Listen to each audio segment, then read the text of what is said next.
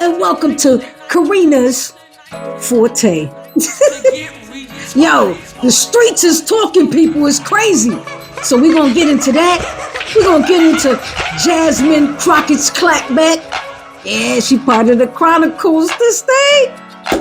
And, yo, we always going to have who's getting the whooping this week.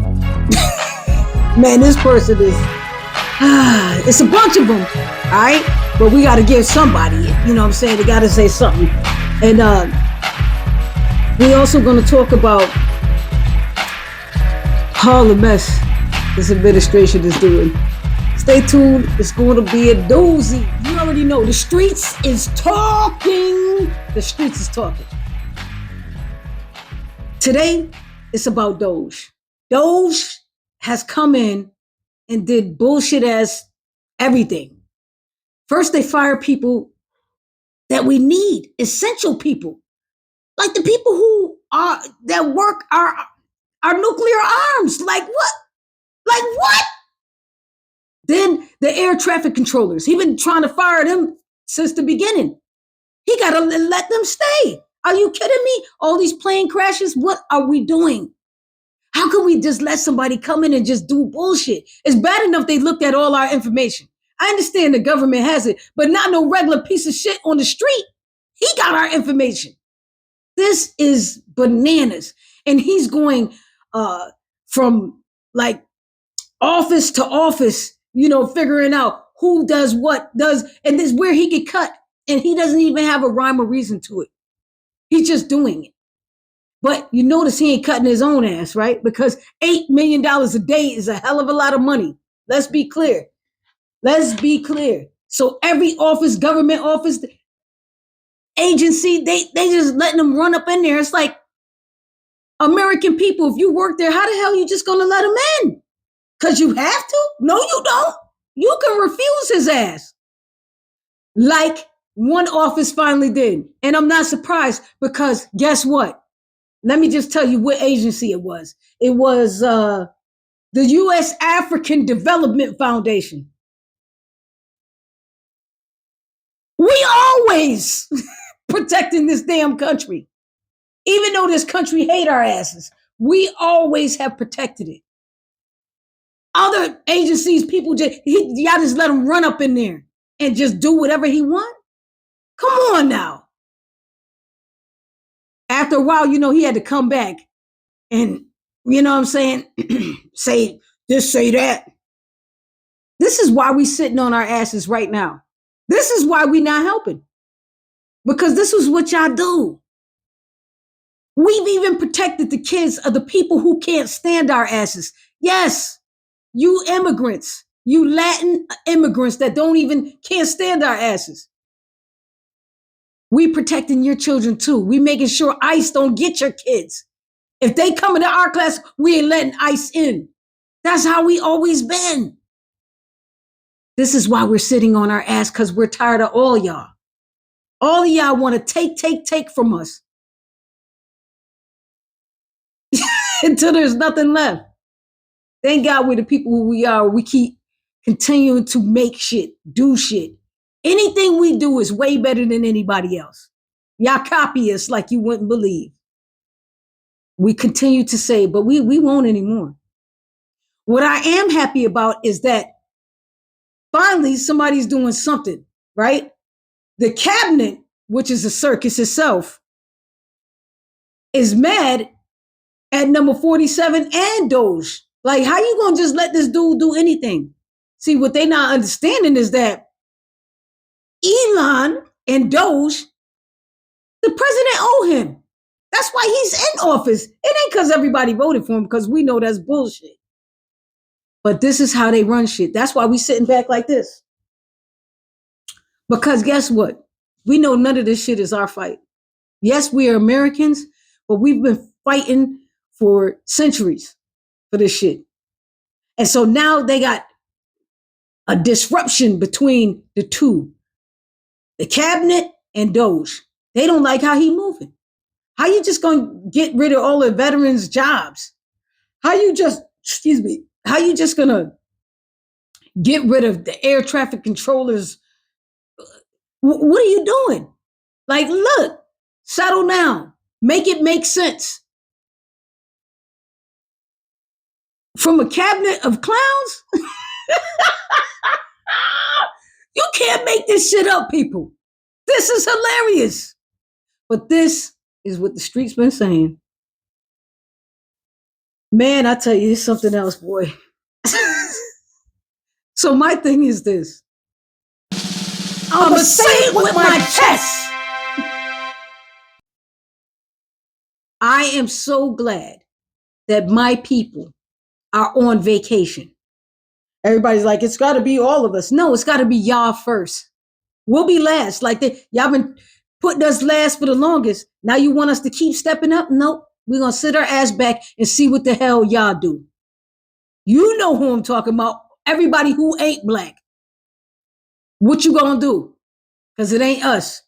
We sitting back because the minute we get up off this bench, because we riding the bench right now. The minute we get up off the bench, this jackass is going to say and state martial law. Look it up. Martial law because of us. No, thank you. Gone. Y'all can do that. We'll wait. We sitting over here waiting. We sit in the bench. We good with that. We good with sitting the bench. I'm just saying. Man, and give it up for the Clapback Chronicles. Woo-hoo-hoo. I know this lady's going to be in here a whole lot. Jasmine Crockett. She's fire. I love her. You know why? Because she's tired now. She just really saying whatever's on her mind. And I love it because she's making sense. She always be like, make it make sense. Like what you doing, right? So anyway, she's in this thing where they're interviewing like mayors of cities. So she asked them a question, and you already know where she's going with it. Her question was, are you aware of anyone roaming your city with 34 felonies? Anyone? Anyone? They all said, nah, we're not aware, right? And she said, oh, because I know my constituents are big on crime, so they would never let somebody just run around and make a mockery of things with 34 felonies.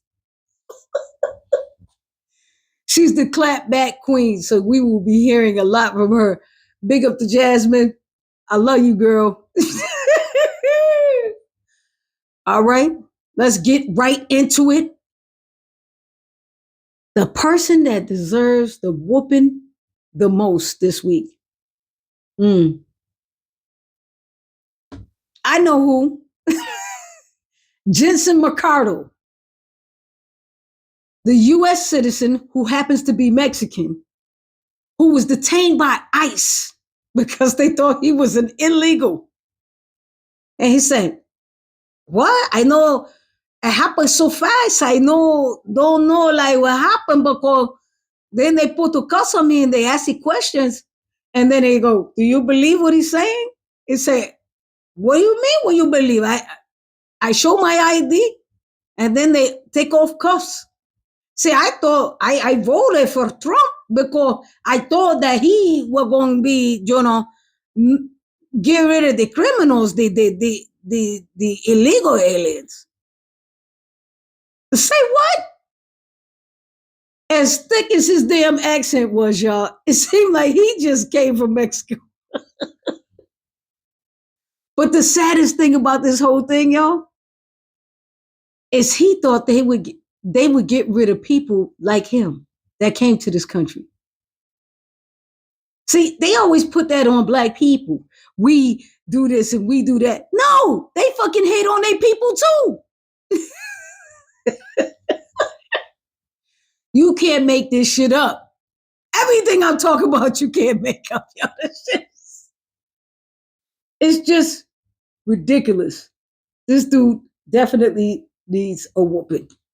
It's just a lot. So look, I know I laugh about it and I'm talking hella shit about it, right? But it's a sad day or year for America because the people that are losing are us, you know? And the more this administration tries to make the wealthy, because we got to stop saying rich. Rich is somebody who got like a couple million. Wealthy is they gonna die with mad money and still have bad money left. You understand what I'm saying? When you can't even count all your money. Most of those dudes don't even know exactly how much they have. Now that is wealthy. And see, they're making a bigger and bigger divide every day. I can't even say every year. I'm saying with this administration every day, with the rich being richer and the poor being poor, right? And everybody's moving down. So the people who were multimillionaires are now moving to the middle class arena and so forth and so forth. You know, people who were in middle class are moving down to low income and then poverty. And homelessness is at an all-time high. And every cut that this administration has made hasn't helped anyone but the rich. Like they need the help, or the wealthy, I should say. The one percenters can't make money without us. Do you understand?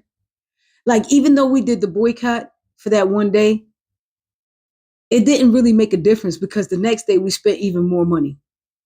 So the real thing is this, people. In order to make real changes, one, white people, you have to put yourself out on the front line for once. You have to start stepping up for things they want black people to do.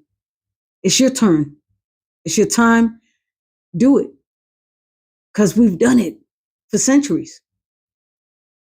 We got your back, but way back. So we want to see what you do first. And that goes for all immigrants. We fought for your rights too. You can't stand this. It's okay. Don't. But guess what? You're learning a vital lesson that you ain't shit in this country. Period. So if we're going to move, we need to move in unison. If we're going to boycott Walmart, Target, and all those other places, we have to really let them go. Like, don't go once in a while. Don't go this, that, and the other. Let them go. Let's look for more local options. You know what I mean? There's a lot of local places we could go to. I've been doing it, so you could do it too. I can't tell everybody what they should and should not do. That's on them. But if you're trying to make changes, real changes require real actions, real work. See, the bus boycott, it wasn't easy. It wasn't easy for the people on the other side. Until the company was about to close their doors, that's when they said okay. And that was a little over a year. So for one day you couldn't boycott, that's pretty sad. That's pretty sad. We have to think of alternate ways. See, all these Black Wall Streets, they started because people said, forget them. You guys want to think of all of these things on social media? Nah, who's the person that's going to make our next super grocery store? We need a supermarket. Who going to make the next Walmart? All of these people have something together. We'll get it together and make it happen. We got to do something. But I know one thing. It has to be done together. All right, as I usually say, I still need you to get up. Yeah, you. Get up, get out, and baby, you better get some.